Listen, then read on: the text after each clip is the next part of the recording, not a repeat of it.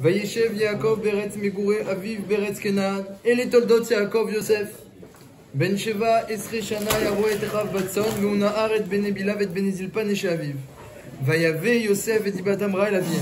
Voici les descendants de Yaakov Yosef. Hein? Je pense que les années là, de Yaakov avec son fils Yosef, c'est sûrement les plus belles années de sa vie.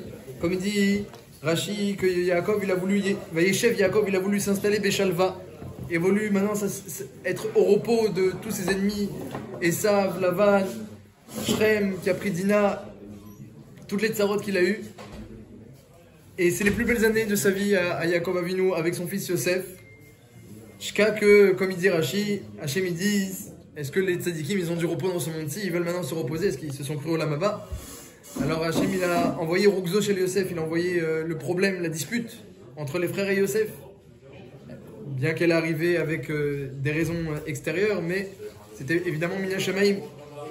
Cette sina, cette kina, cette haine, ce rêve, ces rêves.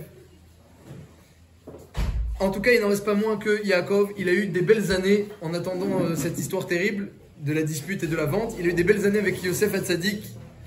Et les Toldot Yaakov Yosef, son fils qui lui ressemble, son fils de Rachel, qui était le Akeret Abayit, l'essentiel de son foyer. Donc maintenant, son fils Yosef, c'est l'essentiel de ses enfants. Et Israël Ahav et Yosef Mikol Banav. Le texte il dit que Yaakov, il aimait Yosef parmi tous ses enfants. Et c'était une erreur. Parce qu'on ne doit pas faire de différence entre ses enfants. Qui ben Zekuni Moulo, c'est le fils de sa vieillesse. Rashi ramène aussi le Onkelos. Bar Hakima, c'est le fils de sa sagesse. Imaginez un père Yaakov Avinu. Ishtam Yoshev Olim, toute sa vie c'est la Torah. Ishtam Yoshev Olim, un homme assis dans les tentes de la Torah. Et évidemment, il a enseigné la Torah à ses enfants. Et il trouve un fils, Ben Zekunim, le fils de sa Chorma. Zekunim, c'est quoi Zekunim? C'est quoi Zekunim? Il a étudié avec lui toutes les Mishnayot. Zraïm, Kochim, Nizikin, Nashim, pardon, Nun c'est Nashim, Yud, Yeshuot, c'est Nizikim, la Gemara dit dans Maseret Shabbat, la Medalef, là-bas, Yeshuot c'est Nizikim, et même Moed. Il manquait plus que Tarot. Le Khatam Sover explique pourquoi il manquait Tarot. Avalakol Panim, il a étudié le Shisha Sidre Mishnah avec son fils. Vassalo Ketonet Passim, il lui a fait Ketonet Passim, un habit Meyuchad parce qu'il a vu combien il était Chacham. Et qu'est-ce qu'il dit le Balatourim, Passim, c'est quoi la galerie de Passim? Il dit Gilalo Sod Velo Lechav. Je vais retrouver exactement le Balatourim, ce qu'il dit.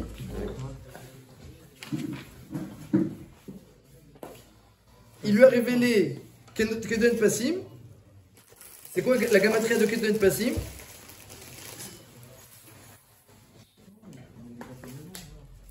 Il lui a révélé le Sod, donc le Sod c'est le Zohar, à lui, Velo Lahem. Gamatria, Gilalo Sod, Lo Bilvad Velo Lahem. C'est la gamatria de, pardon, pas de Passim, de Oto Avavie Mikolechav. Il a aimé son fils Yosef plus que tous les autres enfants. Gamatria, il lui a révélé les secrets de la Torah. Donc, Zekunim, entre Zekunim et Avoto Mikola Banaf, on a toute la Torah. Toute la Torah. Le Shisha Sidre Mishnah, le Zohar HaKadosh, il lui a tout révélé. Yaakov Avinu à Yosef, chose qu'il n'a pas pu faire apparemment avec ses autres enfants. Bemet Passim, Agav, il ramène le Khatam Sofer que dans le Zohar c'est marqué que c'est, et on le dit il y a une des tfilotes de Rosh Hashanah et de Kippour, Bifrat chez les Ashkenazim. Là-bas, c'est un des noms d'Hachem, ce Ketonet. C'est un des noms d'Hachem. Il lui a révélé les soldats de la Torah avec les noms d'Hachem, etc. Il a tout révélé à Yosef. Et même fait un habit Meyuchad, comme on fait au grand Talmudei Chachamim. Et ça, c'était une taout, Bémet, à son niveau à Yaakov Avinu. C'est une erreur d'avoir fait une différence entre ses enfants. C'est vrai que Yosef, il comprenait plus la Torah que les autres. Il était encore plus, évidemment, tous les autres frères étaient aussi des grands érudits. On voit, ils ont siégé, ils ont fait un beddin pour quand ils vont juger qu'il était Chayav Mita Yosef. Ils ont fait un beddin où la Shrina s'est associée à eux. Donc c'était évidemment aussi des grands érudits. Mais Yosef Bimyucha, Yosef Mamash, il a été Ben Zekunim, le fils de la Chorma de Yaakov Avinu. Et alors Yosef, qui se met à faire des rêves, Pitom, Hachem lui envoie des rêves pour provoquer sa vente. Et le premier rêve, alors, qu'est-ce qu'il a? On était tous des gerbes de blé dans le sadé. Donc chacun des gerbes de blé. Et moi, ma gerbe à moi, elle s'est tenue debout. Et toutes les autres gerbes, elles se sont mises à se prosterner à ma gerbe de blé. Et là, les frères, qui se mettent à le détester. Vous voyez, qu'est-ce qui c'est marqué? Vayachalom Yosef Chalom, Vayagid Lecha Vayosifu Otsenu Oto, Vayomer Aleem Shimuna Chalom Azeh Shechalamti. Écoutez le rêve que j'ai fait. Le Radam Sofer il pose une couchée, il dit que c'est marqué qu'ils l'ont détesté avant même qu'il raconte le rêve. Vayachalom Yosef Chalom, Vayagid Lecha Vayosifu Otsenu Oto, Vayomer Aleem Shimuna. Ils se sont mis à le détester. Il a dit, vous voulez que je vous raconte mon rêve? Ils se sont mis à le détester. Avant même qu'il raconte. Après il leur a raconté. Et qu'est-ce qu'il y a marqué? Vayosifu Otsenu Oto. Ils ont rajouté de la haine. Mais le Radam Sofer il dit, mais d'accord, qu'ils ont rajouté de la haine à cause du rêve, je comprends, mais pourquoi ils l'ont détesté avant même qu'il raconte le rêve? Il n'a pas encore parlé. Il n'a pas encore parlé. Alors c'est vrai qu'il y a marqué au début de la paracha. Il y avait de l'embrouille. Oui, c'est marqué au début que Velo Yachlou, ils ont vu les frères qu'il était le préféré. Velo Yachlou d'Abro les Shalom. Ils le détestaient d'office. Velo Yachlou d'Abro les Shalom. Ils ne pouvaient pas lui parler gentiment. Velo Yachlou d'Abro les Shalom. Rashi, il dit, pourquoi la Torah elle précise il ne pouvait pas lui dire bonjour. Velo Yachlou d'Abro les Shalom. Il ne pouvait pas lui dire bonjour. Omer Rashi, Mitor Gnutam la Madnouch Vacham. La Torah elle fait un gnout sur eux et tu vois un jvar. Elle dit, il ne pouvait pas lui dire bonjour. C'est un gnout, il y a des mauvaises relations. Tu vois quoi? Chez nous, ils n'ont pas fait semblant, ouais, ça va, bonjour, comment ça va, etc. Rien. S'il y a de la haine, on ne lui parle plus. Ils ne voulaient pas faire un faux semblant. Donc, il ne lui parlait pas. Et Yosef, il arrive, il commence à raconter ses rêves, il se met à le détester avant même qu'il raconte. Alors, il raconte quand même le premier rêve. Ils ont rajouté de la haine. Ensuite, il a fait un deuxième rêve. Et il a raconté le deuxième rêve. Dans mon rêve, il y avait le soleil, la lune et 11 étoiles. Donc le soleil Yaakov, la lune, sa mère, et 11 étoiles. Et tout se prosternait à moi. Il a raconté cette fois à son père et à ses frères. Il n'existait pas Benjamin encore. Il n'était pas. Les 11, si, les 11. Ah, il était né. Il est né en chemin, Rachel et Nifteret, par la semaine dernière. Donc c'est quoi la lune? Donc la lune, la lune, alors doucement. Regarde. Alors, il a raconté à son père il a grondé, parce qu'il a vu que ça allait faire des gros problèmes, ces histoires de rêves. Mais ça va pas. Tu crois que ta mère et moi, on va se prosterner à toi? Arrête, il dira, chérie, ta mère elle est morte. Alors qu'est-ce que tu racontes que ta mère va se prosterner? De même que ta mère va pas se prosterner à toi parce qu'elle est Niftera. Donc, de même, tout ce que tu racontes dans ton rêve, c'est Dvarim Beteli. Donc il a dit, ton rêve c'est n'importe quoi. Yaakov, il a dit ça. Voilà, il a dit ça pour enlever la haine entre les frères, enlever la jalousie entre les frères. Mais comme il dit le Rashi Beshem Amidrash, que la lune c'était Bila. La mère, la Sifra de Rachel, l'intendante de Rachel, qui a élevé Yosef à la place de Rachel, parce que Rachel, elle est morte jeune. Elle est morte jeune, Rachel, à la naissance de Binyamin. Donc il avait quoi? Il avait 8 ans, Yosef, quand il niftera sa mère. Donc c'est Bila qui l'a élevé. Alcool Panim, un deuxième rêve. Et Yosef, encore une fois, il raconte, et les frères, ils rajoutent. Alors cette fois, il n'y a pas écrit de la haine. Vaikanubo, de la jalousie. Donc au départ de la haine, maintenant pitom de la jalousie. Qu'est-ce qui s'est passé? Au départ, il dit le Radam Sofer, les gerbes de blé se prosternent à quoi? À la gerbe de blé de Yosef. Pas Yosef. Ses gerbes à sa gerbe. Dans le deuxième rêve, la lune, le soleil et les étoiles se prosternent à moi. Lui, c'était même pas un astre. Il y a des petites différences dans les rêves. On va étudier d'attacher un peu les rêves de Yosef. Ils l'ont détesté à cause de quoi dans le premier rêve? Al-Chalomotav Valdvarav. Ils l'ont détesté sur ses chalomot et sur son rêve. Il a rien dit, il a raconté que son rêve. Alors pourquoi il lui déteste aussi sur ses paroles? Pourquoi il le déteste aussi sur ses paroles? Sur ses paroles. Ouais, Al-Chalomotav Valdvarav. Donc on va répéter après toutes les questions, Au départ, ils lui disent Amalor Timloch Alenu. Est-ce que tu vas régner sur nous? Tu crois vraiment que tu vas régner sur nous? On a très bien compris ce que tu racontes. Ils n'étaient pas bêtes, on comprend très bien, on connaît les interprétations rêves. Ils ont fait Perek Aroé dans Brachot, les frères de Yosef. Ils avaient étudié Perek Aroé. Donc tu racontes que tout le monde se prosterne à toi, à ta gerbe de blé. On sait très bien que la gerbe de blé c'est la Parnassa. On sait très bien, ça veut dire que toi tu vas être le roi dans la Parnassa et que nous on va se prosterner pour ça dans la Parnassa. On a très bien compris. Amalor Timloch Alenu, tu crois vraiment que tu vas nous régner sur nous? Le deuxième rêve, ils n'ont pas dit un mot. Ils n'ont pas dit un mot. Après, parce qu'il y avait le père, mais au début, il leur a raconté qu'à eux. Il n'y a pas marqué qu'ils ont réagi. Magnifique. Donc, c'est un petit peu ça la question. Ve'aviv Shamar et Davar. Et après, le père, il a dit bah, c'est n'importe quoi. Mais lui, évidemment, il a attendu que ça se réalise. Apparemment, il a cru à cette histoire de rêve. Donc, plusieurs questions sur les rêves. La première question, pourquoi au début, il le déteste, avant même qu'il raconte. Ensuite, une fois qu'il a raconté, il rajoute de la haine. Et le deuxième rêve, par contre, il n'y a plus de haine. La jalousie. Qu'est-ce qui s'est passé? Pourquoi les gerbes de blé se prosternent à la gerbe de blé de Yosef et dans le deuxième rêve, les étoiles et le soleil se prosternent à lui directement? C'est encore une autre couchia. Pourquoi il le déteste pour ses paroles? Il a rien dit. Alors Ben Rashi pose la couchia. Il dit, mais qu'est-ce qu'il a dit? Alors Rashi, vous savez ce qu'il dit? Ils l'ont détesté pour ses rêves, et pour ses paroles. Il dit pour le lachonara qu'il racontait. Parce que Yosef, il racontait du lachonara à son père. Il disait, j'ai vu mes frères, ils ont fait ci, j'ai vu mes frères, ils ont fait ça. Mais il racontait c'était vrai ce qu'il disait Yosef. Mais t'aurais dû d'abord vérifier avec eux pourquoi ils font comme ça, pourquoi ils agissent ainsi. Avant de raconter tout de suite à Yaakov. Et tu vas faire que Yaakov, il disait ses enfants. C'est ça que les frères leur reprochaient. Vérifie. Mais le Rav Ephraim dit que là, il y a une faute de lachonara de la part de Yosef. Quand on veut dire un lachonara, même les toilettes, même avec un intérêt, d'abord on vérifie auprès de la personne. Est-ce qu'elle sait, est-ce qu'elle sait pas, est-ce qu'elle s'est trompée, est-ce qu'il y a peut-être il manque un élément dans ce qui apparaît à nos yeux. Une fois qu'on a bien vu que non, il y a oui une avéra qui est faite, on peut le raconter à quelqu'un, aux parents ou à quelqu'un qui est aux gens de la famille pour dire il fait une avéra, il faut l'aider, il faut faire quelque chose. Yosef il est parti raconter trop vite. Avec le Ben, pas quoi? Alors ouais. Alors à Golpanim, avec tout ce qu'ils voyaient Yosef, les frères, eh bien ils agissaient, ils étaient suspects, Rachoudim sur Ever Minachai, sur Arayot, sur Kol Minet Dvarim. Jacob, il ne savait pas gérer ça. Pourquoi il ne trouvait pas bon de gérer cette situation plutôt que de laisser. Je ne sais pas s'il a eu le temps de faire quoi que ce soit, Yaakov. Yosef, il est venu raconter Dibatam Ra'a. Ensuite, il a eu ses rêves. Ça s'est passé très vite, cette histoire-là. Ça s'est passé très vite. Je ne sais pas s'il a eu le temps de faire quoi que ce soit. Alcool Panim, Rachid dit Kafat, c'était comme une kvitsa. Ça lui a sauté cette histoire de Yosef à la figure, à Yaakov. Non, mais avant ça. Avant, il n'y avait rien. Ah oui, avant ça, juste, il y avait de la jalousie. Est-ce qu'il a vu la jalousie? Je ne sais pas s'il a vu la jalousie d'antan, avant qu'il rêve. Peut-être qu'il n'a pas vu. S'il avait vu, c'est peut-être qu'il n'a pas fait une ketan passim. Le Khatam Sofer, il dit qu'il a fait une ketan passim exprès à cause de la jalousie. Il a vu qu'il y avait de la jalousie à cause de l'étude. Il a fait passim parce que dans la Gemara, c'est marqué que quand on est un Talmid Chacham, on ne met pas plusieurs couleurs. On met une couleur unique. Plusieurs couleurs, c'est pas un siman de Talmid Chacham. C'est ça que la Gemara dit. Il a fait ketan passim, une ketan avec plusieurs couleurs. Passim, c'est des passim, des couleurs. Pour montrer qu'il n'est pas plus Chacham que vous. Les frères, ils ont très bien compris que Yaakov, non seulement il enseigne toute la Torah, mais en plus il veut faire semblant que comme si de rien n'était. Donc il y en a qui disent que Yaakov il essaie, mais que le hasard. On dira de se faire. Il y a 3 questions là pour l'instant. Alors pour l'instant, il y a la question de la haine en premier et la jalousie en deuxième. La deuxième question qu'on a demandé, c'est pourquoi il se prosterne à la gerbe de blé et après Yosef lui-même. On a demandé pourquoi ils l'ont détesté avant même qu'il raconte.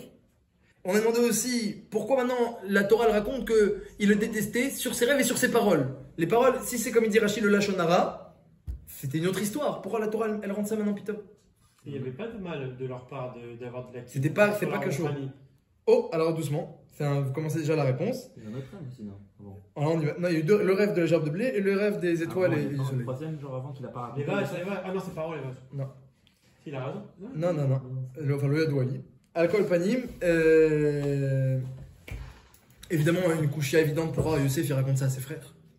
Pour raconter ça, tu sais très bien qu'il t'aime pas déjà. Et la Gemara, en plus, dans Brachot, elle dit qu'on raconte ses rêves qu'à quelqu'un qui nous aime. Parce que le rêve, il va selon l'interprétation.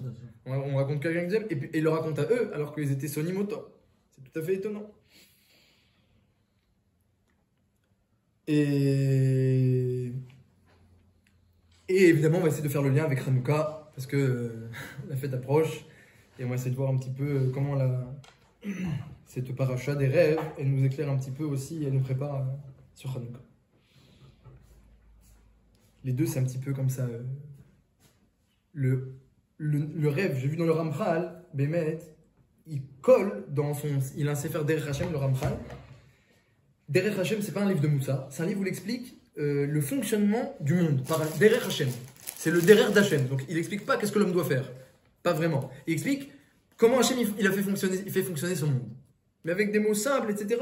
Et chaque chose qu'il a créé, il a créé les mondes, les malachim, l'homme, la Torah, les mitzvot. Et chaque chose, il explique en détail comment il a créé. Donc, il a un keta, il a un passage sur les rêves, et il a un passage sur les miracles. Il a collé les deux, le Ramchal. Les deux sont collés. Parce que, eh bien, c'est un petit peu le surnaturel. Le rêve, c'est un 60e de la prophétie. C'est un petit peu au-delà. Est-ce que c'est possible que tu rêves de quelque chose qui va se passer? C'est pas vraiment naturel, cette histoire. Tu vois dans ton rêve quelque chose qui n'est pas. Donc déjà on est dans l'imagination, dans le surnaturel. Et en plus, ça te dit quelque chose qui va arriver. C'est pas, on va dire, c'est pas logique et naturel. Tu dis à un goy, les rêves c'est un 60e prophétie, n'importe quoi. Il va pas comprendre. Donc on est un peu dans le surnaturel, c'est un petit peu un avant-goût de Hanouka, et aussi comprendre donc la place du rêve et la place du miracle aussi. Parce que le miracle, on ne compte pas dessus, on ne doit pas le demander à Hachem, on ne prie pas pour les miracles, mais on fait quand même une fête tout autour du miracle. Donc il y a un petit peu une contradiction. Donc la place du miracle dans la fête de Hanouka et dans la Torah, la place du rêve, la place du surnaturel un petit peu, et en même temps comprendre cette paracha très intéressante sur le rêve de Youssef, et pourquoi il raconte ses rêves, pourquoi il le déteste avant même qu'il parle, et après il rajoute de la haine, après de la jalousie, tout ça un petit peu.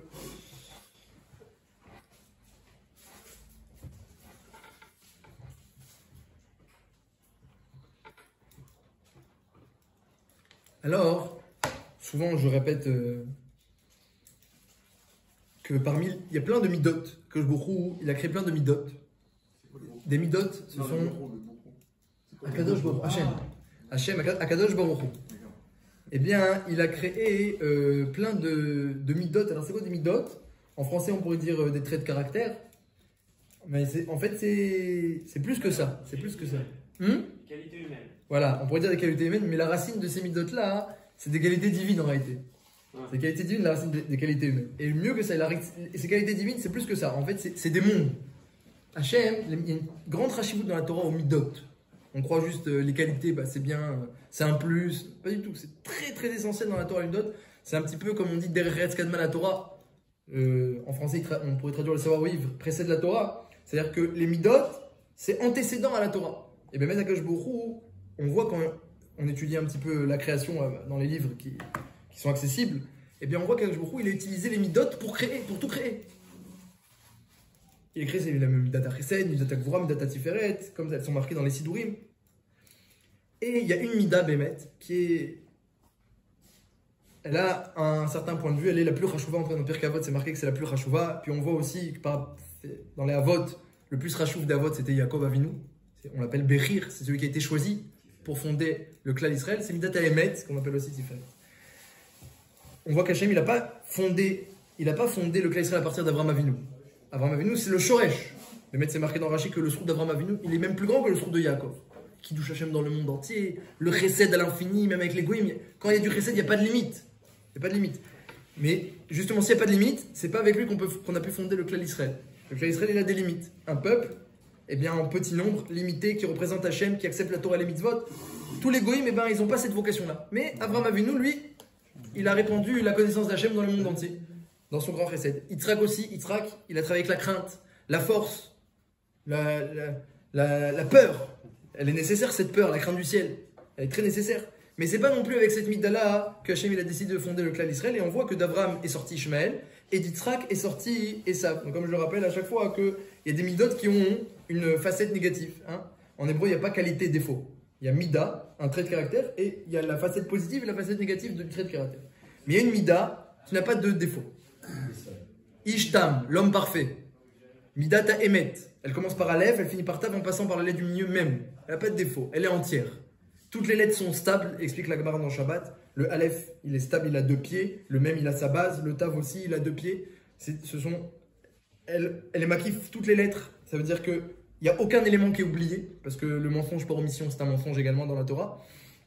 Elle est Veyatziv, Venachon, Vekayam, Veyachar, Veneman, Baou, Veraviv. Ça veut dire, elle est Yatziv, elle tient bien. Le Emet, Veyatziv, comme on le dit le matin dans la Tfila. Venachon, elle est juste. Vekayam, elle tient. Veyachar, elle est droite. Veneman, on peut compter dessus. Ve'aouv, elle est appréciée. Ve'chaviv, elle est chérie. Ve'nachmad, elle est belle. Nora va dire, elle est redoutable. Umtukan, umkubal, ve'tov, ve'yafet, d'avarazen, olamved. Elle dure pour l'éternité parce qu'elle est bien meyouchevet. Le Emet, c'est une mida qui n'a pas de défaut. Dès qu'on trouve quelque part un défaut, c'est qu'on n'est pas encore dans le Emet. Dès que les choses, elles tiennent pas bien, c'est qu'on n'est pas dans le Emet. Le mensonge, pour tenir, il a besoin d'un petit peu de Emet. Il n'y a pas de mensonge qui tienne s'il n'y a pas un peu de vérité dedans. Donc dès que quelque chose, il tient pas, c'est que, il manquait un petit peu. Donc la mida Emet, c'est une mida meyouchedet, c'est la mida de Yaakov. Titen, Emet, les Yaakov. Comme on le dit tous les matins dans le Tila. C'est la mida de Yaakov Avinu. Et c'est sûr que Yaakov Avinu, il a été méchaner ses enfants avec cet amour pour le Emet. C'est évident. Si lui, il aimait cette mida-là et toute sa vie, il étudie la Torah qui est Torah Emet. La Torah, elle s'appelle Torah Emet parce qu'elle révèle le Emet.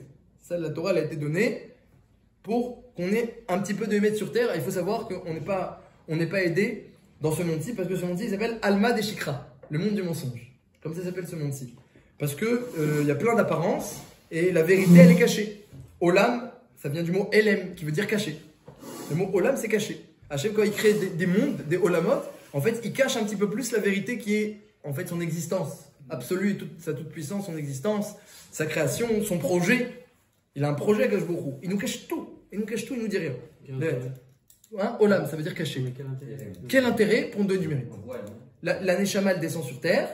Elle peut comprendre le Hémet, ouais, mais elle peut aussi l'oublier. Là, il y a le corps qui n'est pas du tout intéressé par le Hémet. Lui, il est intéressé plutôt par les apparences, les attirances, le Yetzer, etc. Tout ce qui lui donne du goût, qui lui donne du plaisir. Et c'est pas du tout Hémet. Le plaisir, le goût, l'attirance ne révèle pas du tout la vérité, la construction, le maintien. Au contraire. On oublie tout pour l'instant T. C'est le contraire du Hémet. Et le corps, il réfléchit qu'avec l'instant T, le corps. Donc, on appelle ce monde le monde du mensonge. Et la Torah, elle te fait réfléchir. Rappelle-toi ce qu'il y avait avant. Rappelle-toi ce qu'il y a après. Fais le lien avec maintenant. Et rappelle-toi ce qu'il y aura après pour l'éternité. Et réfléchis un petit peu avec ce que tu connais, ce que tu as étudié, ce que tu crois. Et réfléchis un petit peu. Et est-ce que, voilà, et qu'est-ce que tu dois faire maintenant? Alors, la Torah, elle t'aide beaucoup pour te dire qu'est-ce que tu dois faire maintenant. Mais quelqu'un qui a mis Emet, il pourrait dire comme ça, Rav Nissim Gon, l'introduction du chasse. Il dit celui qui a un cœur Emet, il peut trouver tout le chasse, il peut découvrir tout le chasse par lui-même. Abraham Avinu, il n'a pas reçu, il avait pas eu Matan Torah. Il a découvert toute la Torah par lui-même.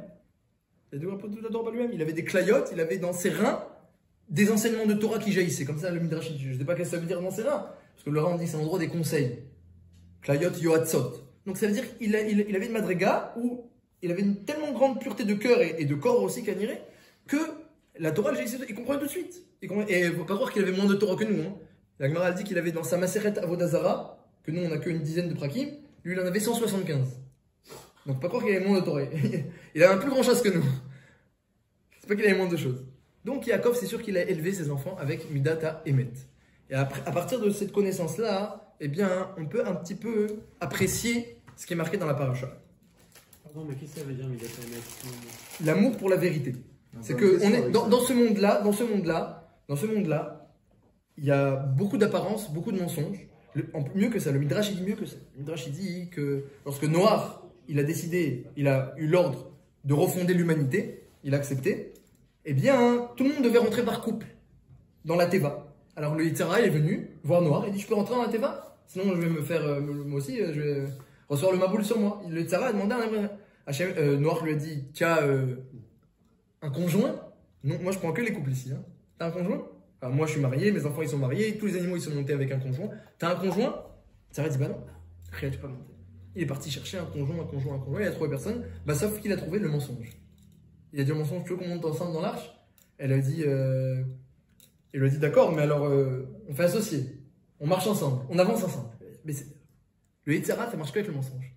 Quelqu'un qui a le Midat Emet, il déjoue le Yitzhara, c'est fini, il voit, mais qu'est-ce qu'il veut? Il veut que je fasse quoi de ça? Mais réfléchis 2 minutes.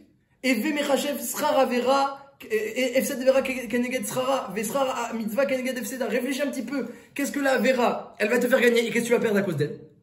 Et réfléchis un petit peu. Qu'est-ce que tu perds pour une mitzvah, mais qu'est-ce qu'elle va te rapporter? La Mishnah, elle dit dans Pirkei Avot, c'est fini. Une fois que tu as ce Reshbon là, il n'y a plus de place au Yitzhara. Quelque part, un homme qui fait des avérotes et qui ne sert pas Hachem de tout son cœur, de toute son âme et de tous ses moyens comme c'est marqué, c'est que il n'a pas en face des yeux le Hémet. Et c'est pour ça que j'ai pris ton sidour. C'est marqué dans le Rav Haïgaon, il dit que celui qui lit, parce que le moment où on réalise un petit peu le Hémet, qu'on est en face d'Hachem qui est un créateur, c'est beaucoup pendant la tfila. Alvaï déjà qu'on réalise le Hémet pendant la tfila.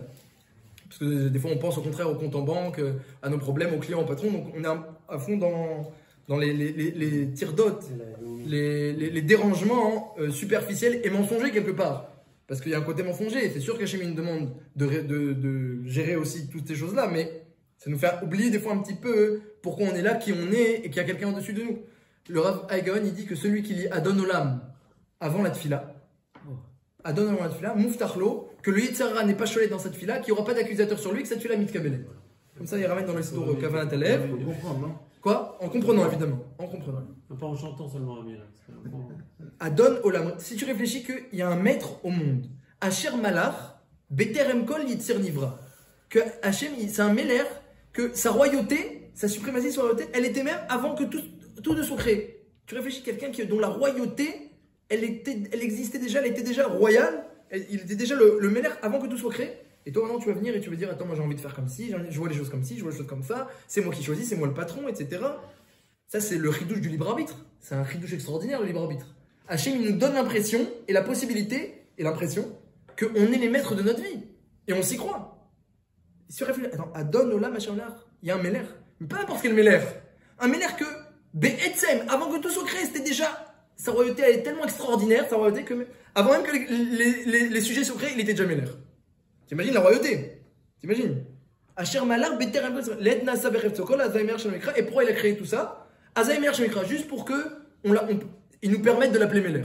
Il nous donne le mérite de l'appeler Meler. Mais sa royauté, elle n'a rien besoin. Azay Meler chez Monikra. Nous, maintenant, on peut l'appeler. On a le scoop de l'appeler Meler. On participe à sa royauté. On a un petit relais. Quelque chose, il veut que ses enfants, ils aient un règle dans la royauté. C'est comme le fils.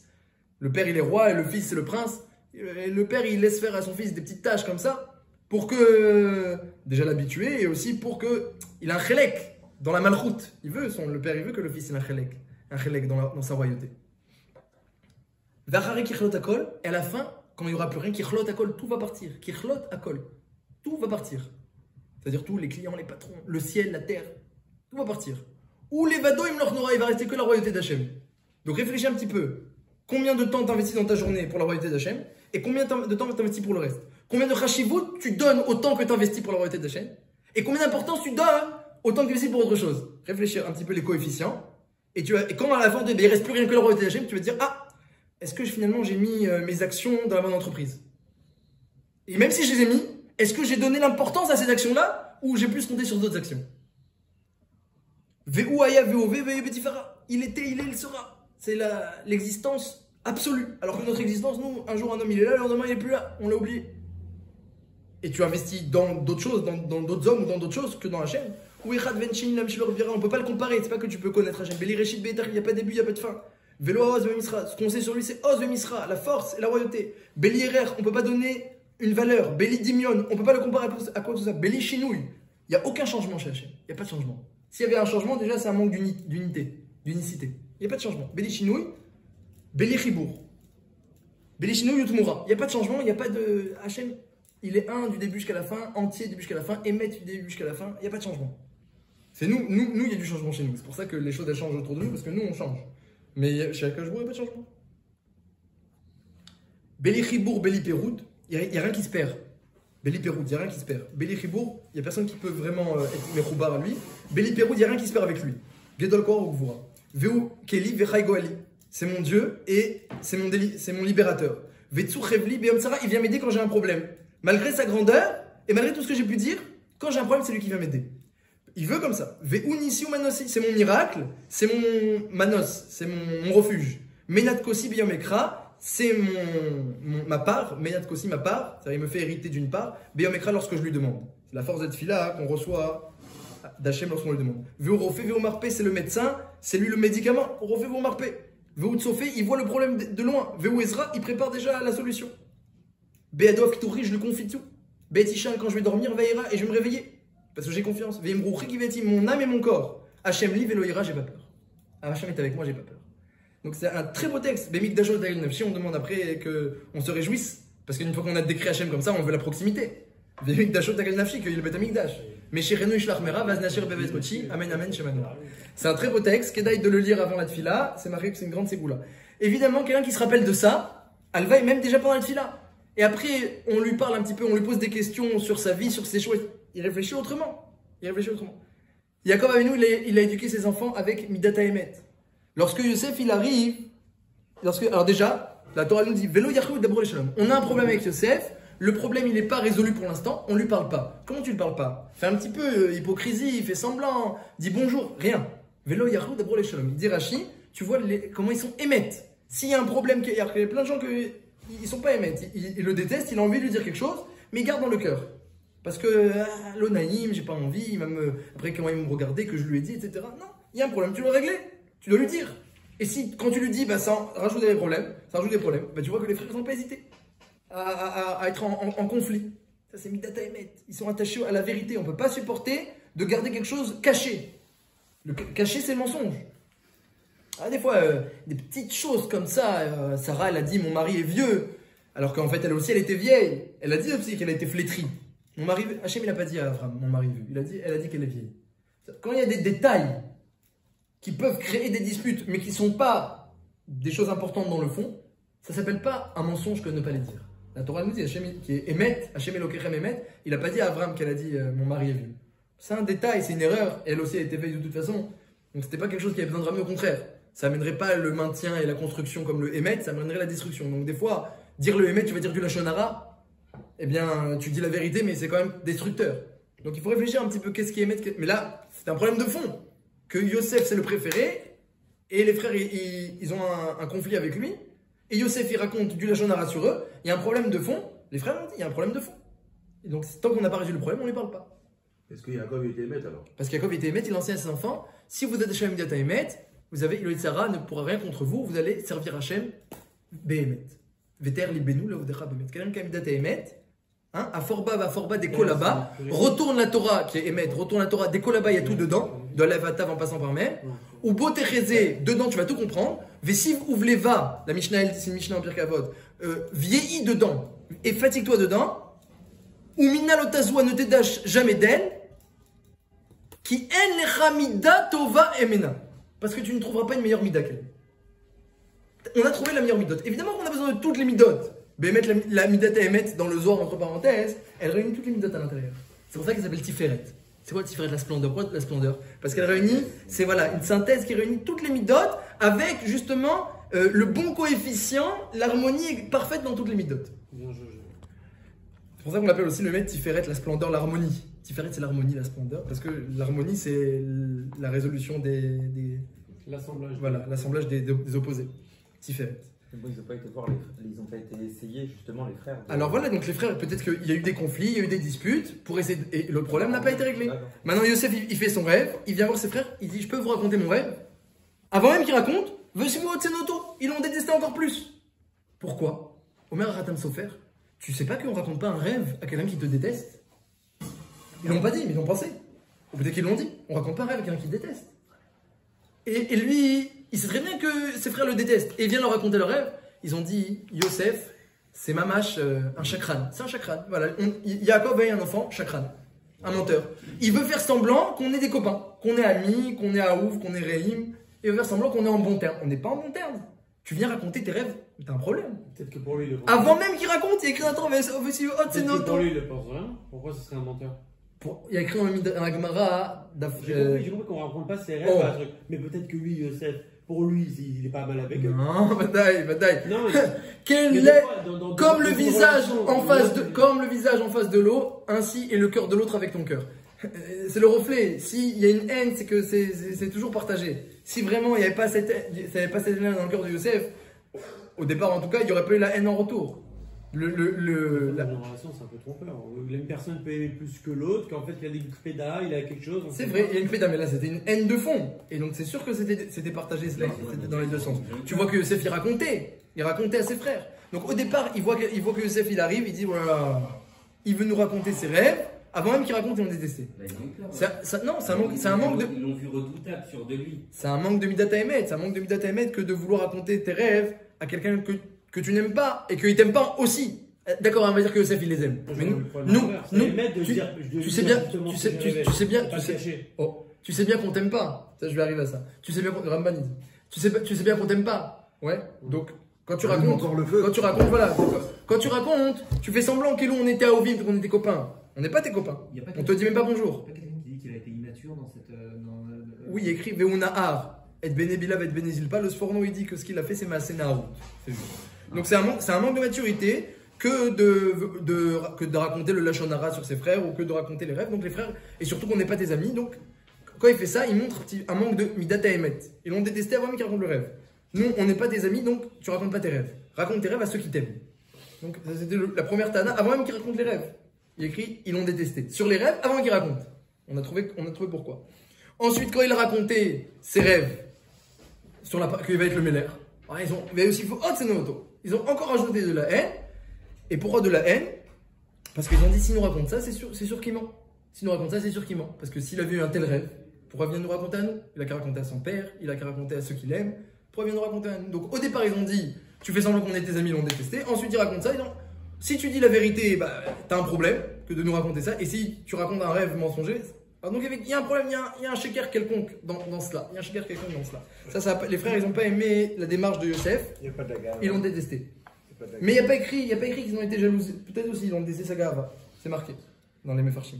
Maintenant, il n'y a pas écrit qu'ils ont été jaloux de lui. Pourquoi? Parce qu'il explique le Radam Sofer, pour l'instant, c'était la gerbe de blé qui se prosterne à la gerbe de blé. C'est une histoire de Parnassa. La gerbe de blé, c'est la Parnassa, elle se prosterne à la gerbe de blé, donc Yosef aura la Parnassa. Tout le monde, il va nourrir tout le monde par sa main, comme ça s'est réalisé ensuite, qu'il était vice-roi, il nourrissait le monde entier pendant la famine. Donc après Parnassa, sur ça, il n'y a pas de jalousie, il n'y a que de la haine. On te déteste, que tu dis que tu seras le roi, que tu viens nous raconter tes rêves, que tu n'as pas une démarche claire avec nous. Il y a eu de la haine. Dans le deuxième rêve, c'est beaucoup plus dur. Deuxième rêve, et donc on comprend mieux pourquoi Rachid dit qu'ils l'ont détesté sur son rêve et sur ses paroles. Et Rachid dit les paroles, c'est quoi? C'est la Shonara qu'il avait dit. On dit mais c'est pas Kachour. Radver dit bien sûr c'est Kachour. Puisqu'on te déteste parce que tu racontes du la Shonara sur nous, et on le sait très bien, Kaniri que Jacob est venu les voir peut-être pour essayer de les corriger, donc ils ont compris que Yosef leur avait raconté du la Shonara. Donc, puisque tu dis la Shonara, c'est pas nous que tu dois raconter des rêves. Donc, Vayosifu Senoto al Chalomota Valdvarav. Sur ses rêves et sur le fait qu'il raconte à nous ses ennemis, entre guillemets. C'est Miyachef aussi cette partie-là.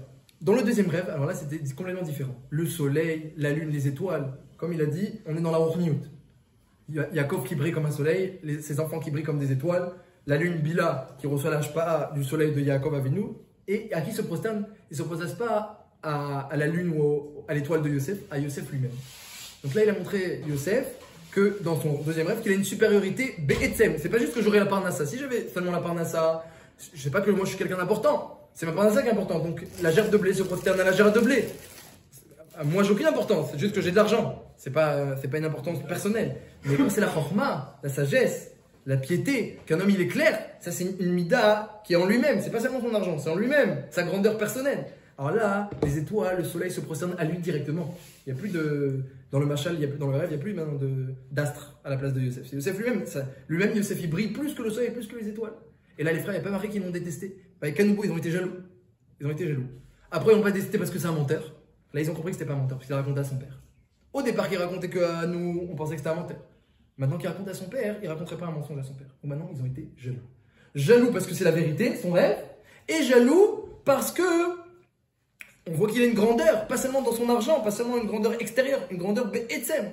Ils ont été jaloux. Ils sont mis à être jaloux, et Bémet, c'est donc ça a augmenté le conflit, qu'il y avait maintenant et de la haine et de la jalousie. Dans le sens où on n'aurait rien dit maintenant. On prend alors maintenant, pourquoi il a raconté Yosef tous ces rêves-là? Alors le Ramban il dit que, à Four, exactement, que Yosef, c'est Mitor Ahavat Haemet aussi. Bien que c'était bizarre cette démarche-là, et que ça manquait un petit peu, aux yeux de frères, ça manquait de Emet, ça avait l'air d'une approche mensongère, parce que qu'est-ce que tu viens nous raconter à nous, et c'est quoi ce rêve bizarre que tu nous racontes? T'as qu'à raconter à notre père, après il a raconté aussi à son père. Malkol Panim, il dit le Ramban que Yosef, il a compris que son rêve c'était une névoie. C'est une névoie d'Hachem ce rêve-là. Et Mitor Midata Emet, il faut que les frères ils soient au courant. Parce que tous les frères ils pensent que le roi, c'est Yehuda. C'est lui qui est maintenant le chef de toutes les tribus. Depuis que Reuven a fauté, c'est lui le chef des tribus. Reuven, quand il a entendu le rêve, il était content. Il s'est mis à adorer Yosef. Pourquoi? Parce qu'il pensait qu'il était exclu des tribus. Reuven, il a fauté parce qu'il a changé le lit de Yaakov, il a enlevé de la chambre de Bila, il l'a mis dans la chambre de sa mère. Et c'était une faute Ramoura, la Shrina est partie sur Yaakov. Alors, il pensait qu'il était exclu, et puis dans la Torah c'est marqué Vaishkav. C'est marqué dans la Torah que c'est comme si il avait fait l'adultère avec la femme de Yaakov. Bien qu'il l'a pas fait, mais la Torah l'a compté comme ça. Donc c'était une faute Ramoura. Pourquoi il était content Il était content parce que quand il a vu qu'il est dans les 11 étoiles, il s'est dit à Yosef, je suis pas exclu. Alors ensuite quand Yosef a été vendu, et il a dit, mais qu'est-ce qui va devenir de moi? Comme ça, c'est rien de Torah, quel rapport avec toi? Il voulait que ce rêve se réalise, et qu'il puisse être dans les frères, avec Yaakov et la mère, le père, la mère, avec Bila, Yaakov et Léon. Il était content, il était dans les 11 frères. Il n'était pas exclu. Reuven. Donc lui, il n'était pas jaloux, il n'avait jamais eu de haine, jamais eu de jalousie, parce qu'au contraire, il avait un handicap, mais les autres frères. On voit qu'il n'était pas jaloux. Ah, c'est ramené dans le Midrash. C'est ramené dans le Midrash. Et puis dans la suite, on voit, il a toujours défendu. C'est lui, il va être l'auto. C'est marqué qu'il a voulu le sauver. Dans la Torah, c'est marqué. Encore par intérêt alors qu'elle est voulu le sauver. Pas par intérêt, c'est pas juste un intérêt. C'est que voilà, c'est que il était attaché à Yosef. Et pourquoi Yehuda il devait être le chef? Pourquoi Yehuda il devait être le chef? Parce que depuis que Reuven il avait fauté, alors que lui il avait cette midala de Malchut, Yehuda. Alors pourquoi Shimon Levi? Peut-être parce que ouais, je sais pas Ahmed, je sais pas, j'ai pas lu mes fourrages dans le Midrash, mais j'imagine que parce que Reuven il a fait une faute, et ensuite les deux d'après c'est Shimon et Levi qui ont aussi fait une faute. Ils ont tué toute la ville de Shrem sans demander conseil à leur père. J'imagine que c'est peut-être à cause de ça qu'ils n'ont pas reçu la royauté, que c'est passé au quatrième. Quatrième, c'est Yehuda. Mais parce que Yehuda c'était le fils de Rachel, Léa. Non, de Léa. Le quatrième fils de Léa. Donc l'aîné c'était Reuven et le quatrième fils de Léa. Mais Yosef aussi est devenu roi, parce qu'il était l'aîné de Rachel. Akolpanim, donc ils ont été jaloux. Ils ont été jaloux. Alors pourquoi Yosef il a raconté ses rêves? Parce qu'il avait cet amour du Hémet aussi. Il a reçu une névoie d'après lui qui est Hémet. Il faut qu'il dise que voilà, moi aussi j'ai un chélek dans la royauté. J'ai un chélek dans la royauté, c'est pas seulement Yehuda qui a son chélek, moi aussi j'ai un chélek. Donc c'est Mitor Hémet qu'il a voulu leur révéler ça. Parce que le rêve, alors ça explique le Ramchal. Le Ramchal il explique que tout ce qui a été créé sur terre, il y a un shoresh spirituel. Chaque chose qu'on voit matériellement, la matière n'existait pas au départ. Comme on a dit, au départ il n'y avait que Hachem, qui n'est pas matériel. Donc quand il a créé la matière, eh bien évidemment plein d'interfaces. Hein, vous imaginez que pour passer d'un courant spirituel à un courant matériel, il y a plein d'interfaces. Un Olamot. Voilà, plein de Olamot comme ça, jusqu'à arriver jusqu'à la matière. Qui est rien d'autre qu'une expression de la Ruchniut, au final. À Kolpanim, la matière, sa source, c'est le spirituel. Il n'y a pas un élément matériel qui n'a pas sa source en haut. Parce qu'il ne pourrait pas tenir. C'est la source de tout, c'est la source de tout ce qui existe, c'est la Ruchniut. C'est ce qu'on appelle Yesh, mais Aïn. Ex nihilo, ça se dit en hébreu. Yesh, il y a. La matière par le Aïn a été créée à partir, pas de nihilo, alors en français ils disent à partir de rien, mais on dit à partir de la Ruchniut. C'est quoi la Ruchniut? L'âme, voilà. Wi-Fi. L'âme, c'est à partir de tout ce qui est spirituel qu'Akadosh Baruch Hu il a créé la matière. Comment tu comprends Wi-Fi? Alors, le rêve et le miracle, les deux sont liés, c'est justement ça. Le rêve le rêve et le miracle, les deux sont liés, explique Ramchal, c'est qu'en réalité, chaque chose matérielle, elle a sa racine spirituelle. Bederer Klal, les choses matérielles, elles ont des principes naturels. Hein, le soleil il se lève tous les jours à la même heure, il se couche, enfin pas la même heure, mais il se lève de la même manière, il se couche de la même manière, il a son parcours, il a son circuit, il ne bouge pas. Pareil, la lune, elle a aussi son circuit, alors chacun chaque créature, elle a un céder, elle a une nature. Elle ne va pas changer son fonctionnement. Et même si elle a une source spirituelle, mais Hachem, il a permis à la source spirituelle de s'exprimer selon des principes.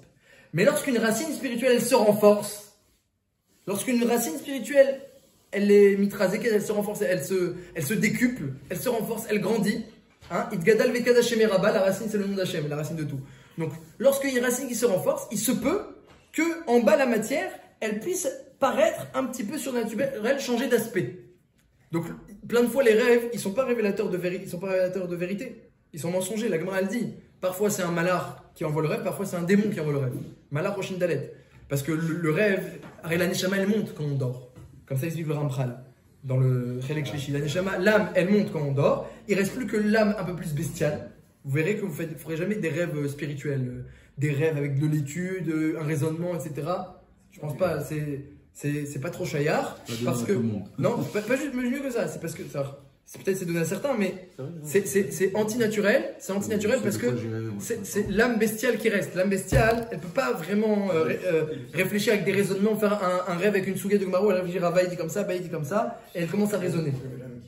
Elle est déconnectée légèrement, et c'est pas elle qui influe le rêve. Ce qui influe le rêve, c'est l'âme qui reste. Et l'âme qui reste, elle influe le rêve sur l'imagination.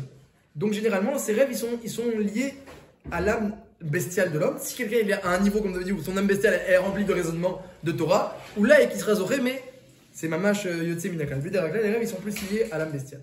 Mais alors, c'est quoi le rêve? C'est quoi le rêve de vérité? Le rêve de vérité, c'est le suivant. C'est que parfois, lorsque l'âme qui monte, elle se renforce parce que on a fait des mitzvot, on a fait de la Torah, on a fait de la tzedaka. Le Harazal, il dit, si t'as bien fait de tzedaka, si t'as bien étudié la Torah, t'as bien fait ta tefila. Le Harazal, il dit toutes sortes de conditions qui font que l'âme d'en haut, elle peut se renforcer lorsqu'elle monte pendant la nuit. Et bien, comme elle n'est pas complètement déconnectée de l'âme d'en bas, elle peut lui envoyer des messages. que l'âme d'en bas, que le Rambral l'explique dans Derech Hashem, l'âme d'en bas interprète avec l'imagination, et donc ça fait apparaître des fois un machal bizarre. Tiens, j'ai vu un serpent, et la Gemara a dit, ça veut dire que ta part d'un sel va doubler. Parce que le serpent, c'est Siman de la Klala de Adam Arishon, qu'il a à cause de ça, il a perdu sa parnassa. Et donc il y a toute l'interprétation des rêves dans la Gemara Brachot. La Gemara dit, si tu vois une citrouille, voilà ce que ça veut dire. Si tu vois un épi de blé, voilà ce que ça veut dire. Si tu vois une vache, voilà ce que ça veut dire. Chaque rêve il a son interprétation, et c'est pas forcément du tout, c'est pas forcément naturel l'interprétation. C'est pas forcément naturel. Il y a des fois, tu pourrais dire quelque chose, bah, ça a l'air simple, ça a l'air bien, et en fait c'est un rêve tout à fait négatif. Et des fois le contraire, quelque chose de négatif, il peut être positif.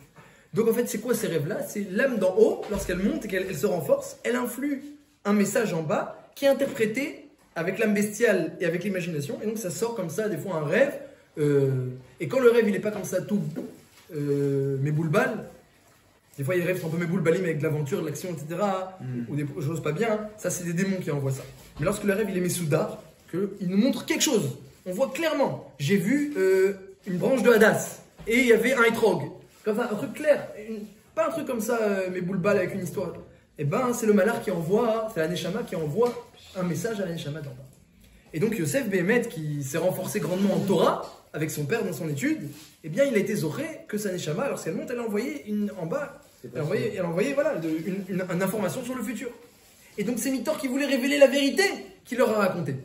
Il a même pensé que c'était une névoie, leur Manidi, et qu'il est chayav de révéler une névoie comme un avis de révéler sa névoie, un avis n'a pas le droit de cacher une névoie. C'est quoi, névoie? Une prophétie, un avis, un prophète n'a pas le droit de cacher sa prophétie. Donc il a pensé qu'il peut pas. Et puis Mitor, Avat Emet. Papa il nous a dit, on dit la vérité.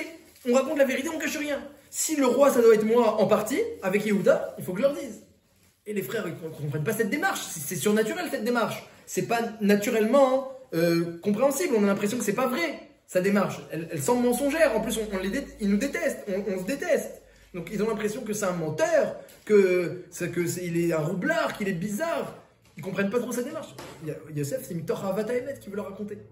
Et donc, chacun, ce qu'on retrouve chez tous les enfants. Raconter à son père, alors, le premier. Quoi? Ça, pourquoi par exemple devant son père, le premier directement? Bonne question, je sais pas. Pas raconter à son père directement. Parce que c'est sorti les coulées Alma de toutes les interprétations. Il aurait jalousé du premier coup. Il n'aurait pas détesté. Je ne sais pas pourquoi. C'est une bonne chaîne. Ah oui, tiens, le Radam Sofer il dit. Parce que dans le premier rêve, il n'y avait pas son père, il n'y avait que les 11 gerbes de blé. Dans le deuxième, il y avait son père, comme ça dit Radam Sofer. Il y avait le soleil, la lune et les 11 étoiles. Donc le premier rêve qui concernait pas son père, il n'était pas chayav de révéler à son père, parce qu'on révèle à celui qui est concerné le rêve. Et il voulait pas non plus que raconter à son père Betor Gahava, tu sais, papa, c'est moi le roi. Et tu veux te prosterner à moi. Mais dans le deuxième rêve, où il y avait le soleil et la lune, là, il était rêve de raconter à son père, parce qu'il était concerné. Comme ça, répond à votre question, Radam Sofer, je me suis rappelé. Donc, Bekitsour, on a compris un petit peu la paracha des rêves, et on a compris que et le miracle, c'est pareil. Le miracle de Hanouka, au final, c'est pareil. Pourquoi la place des miracles dans la Torah? On ne doit pas compter dessus, parce qu'Hachem, il a décidé de faire fonctionner le monde avec des principes. Mais parfois, il arrive un miracle, et on peut même faire une fête autour de ça. En réalité, le miracle, c'est quoi? C'est le renforcement de la racine spirituelle. Lorsqu'il y a un renforcement, il arrive que la matière, elle n'agit pas selon ses principes. Elle change de principe. Des fois, c'est surnaturel, comme de l'huile qui dure pendant 8 jours au lieu d'un jour. Des fois, c'est extraordinaire. C'est pas surnaturel, mais c'est vraiment une coïncidence, une chance sur 1 milliard. Ça s'appelle pas surnaturel, mais c'est aussi un petit peu miraculeux. Et comme ça, une grande ashgacha pratique, une providence d'Hachem. Là, on voit la main d'Hachem clairement, il fait que les choses elles fonctionnent en notre faveur de façon tout à fait spectaculaire. Alors, Al-Kol Panim, le miracle c'est pareil. Lorsqu'il y a un renforcement spirituel, c'est-à-dire qu'on s'est renforcé, surtout, il dit le Rav Dessler, il dit dans Midat HaEmet, lorsqu'on s'est renforcé en particulier dans Midat HaEmet, dans l'étude de la Torah et dans Midat HaEmet. Quelqu'un qui voit un rêve émet parce qu'il s'est renforcé dans Midat HaEmet. Quelqu'un qui mérite un miracle aussi parce qu'il s'est renforcé dans sa racine spirituelle et ça se révèle. Donc quand quelqu'un il se renforce dans sa Ruchniut, ou quand le nom d'Hachem il est renforcé, comme les Rashmonaïm, ils ont tout fait pour le nom d'Hachem, ça y a plus. Il n'y a plus maintenant les Yevanim, il n'y a rien, on est 8. On n'accepte plus la domination des Yevanim et leur volonté d'effacer la Torah. On va et on se sacrifie. On se sacrifie complètement. Et après, on ne peut pas allumer Betouma, on n'a pas envie d'allumer dans l'impureté, on va allumer une fiole d'huile pure. Et il y a eu un miracle, ils ont trouvé une fiole d'huile pure. Ils n'étaient pas mévataires. On n'est pas mévataires sur l'impureté, on n'est pas mévataires sur l'influence d'égoïne, on n'est pas mévataires sur la philosophie. On ne veut pas que ça rentre dans la Torah. La Torah, elle va rester pure. Donc lorsqu'ils ont renforcé cette racine spirituelle, ça s'est révélé par que la Shrina elle est venue. La Shrina elle est venue, et la Shrina, lorsqu'elle vient, ça fait des miracles. Lorsque la racine spirituelle elle est renforcée, la matière elle prend une forme différente. Parce que la matière elle prend sa source dans la spiritualité, toujours. Forcément. Donc quand il y a un renforcement, il y a ça. Donc on ne cherche pas le miracle, on n'attend pas le miracle. Mais le miracle est le siman qu'il y a la présence d'Hachem, qu'il y a un renforcement. Donc c'est tout à fait louable. Le miracle, même si on ne le souhaite pas, on ne le demande pas, en sombri madness, mais il est louable, on peut peut-être faire une fête autour. On la fête de Hanouka, on fête le miracle, pas le miracle en lui-même, mais le fait qu'il y ait eu un renforcement qui s'est révélé. Le renforcement des Rachmanim, il s'est révélé à l'œil nu. Donc on fait quelque part le renforcement des Rachmanim spirituel, pas le renforcement de la guerre. Le renforcement spirituel. Après, il y a aussi des miracles avec la guerre. C'est une Gemnachon, c'est aussi un miracle. C'est aussi un miracle, comme il dit le prix Khadash, c'est aussi un miracle. Donc voilà, une paracha et une fête où on voit que la matière, quelque part, elle est tout à fait mensongère. C'est un décor. Et que Akadosh Baruch Hu nous demande, Adon Olam, Asher Malach, le maître du monde, nous demande de réfléchir un petit peu et de se rappeler un peu qu'est-ce qu'il y avait avant, qu'est-ce qu'il y a après, qu'est-ce qu'il y aura dans le futur, qu'est-ce qu'il y a sur l'éternité, pourquoi on est là. Et si tu poses les bonnes questions et tu te rattaches à Midat Emet, Behemet, alors tu pourras servir Hachem avec beaucoup plus de facilité, sans que les Tzarara qui est associé au Sheker, au mensonge, le mauvais penchant et le mensonge, ils sont associés, ils puissent t'embêter. Ceux qui se renforcent dans Midat Emet, qui est la meilleure Mida, comme on dit, la Mida de Jacob, la Mida qui a fondé le clan Israël, c'est la Mida de la Torah, elle est Mida Tova Emena. Lorsqu'on se renforce dans Midat Emet, eh bien on est zoré non seulement de forcer Hachem Behemet, per les Benlov de Revemet, et on est zoré Behemet des miracles et des rêves, eh bien porteurs de bénédiction. Jacob.